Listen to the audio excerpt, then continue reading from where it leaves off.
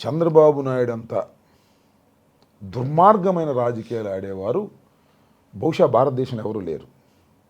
చంద్రబాబు నాయుడు గారికి ఏది అడ్డం లేదు.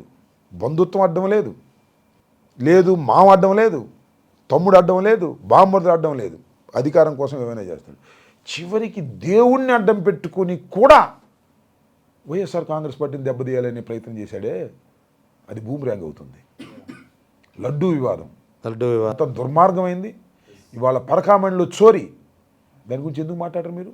నిజంగా చెప్తున్నా, శ్రీ శ్రీ వెంకటేశ్వర స్వామి కోపాగ్నితో రగిలిపోతున్నాడు చంద్రబాబు నాయుడు మీద, తెలుగుదేశం పార్టీ మీద. ఎందుకంటే తనని అడ్డం పెట్టుకొని ఎవరినో రాజకీయంగా సాధించాలని అనుకుంటే వెంకటేశ్వర స్వామి సహిస్తాడా? అది నీకే చుట్టుకుంటుంది. అన్ని అనర్థాలు జరుగుతున్నాయి. ఇవాళ కొండ మీద జరుగుతున్నాయి అన్ని అనర్థాలు, ప్రతి దేవాలయంలోనూ జరుగుతున్నాయి అన్ని అనర్థాలు. ఇది భగవంతుడు కోపం కాదా? నువ్వు చేస్తున్న దానికి భగవంతుడు ప్రతిఫలంగా ఇవన్నీ చేస్తున్నాడని అనిపించడం లేదా నీకు? చంద్రబాబు నాయుడు గారు ఇప్పటికైనా మనవి చేస్తున్నా, చంద్రబాబు నాయుడు గారిని ఇప్పటికైనా జ్ఞానం తెచ్చుకో. నువ్వు భగవంతుడిని, వెంకటేశ్వర స్వామిని, పరకామణిని అడ్డం పెట్టుకుని రాజకీయం చేసి నీకు జరిగినప్పుడు మాత్రం అవేమీ తెలియనట్టుగా ఆంధ్రజ్యోతి, ఈనాడు ఈ పత్రికల్లో రాన్ చేసుకుని అద్భుతంగా అమోఘంగా ఉందని సంబరపడిపోతే భగవంతుడు క్షమించడు. ఖచ్చితంగా శ్రీ శ్రీ శ్రీ శ్రీ వెంకటేశ్వర స్వామి నీ మీద కోపాగ్నితో ఉన్నాడు. దానికి నువ్వు మూల్యం చెల్లించక తప్పదు.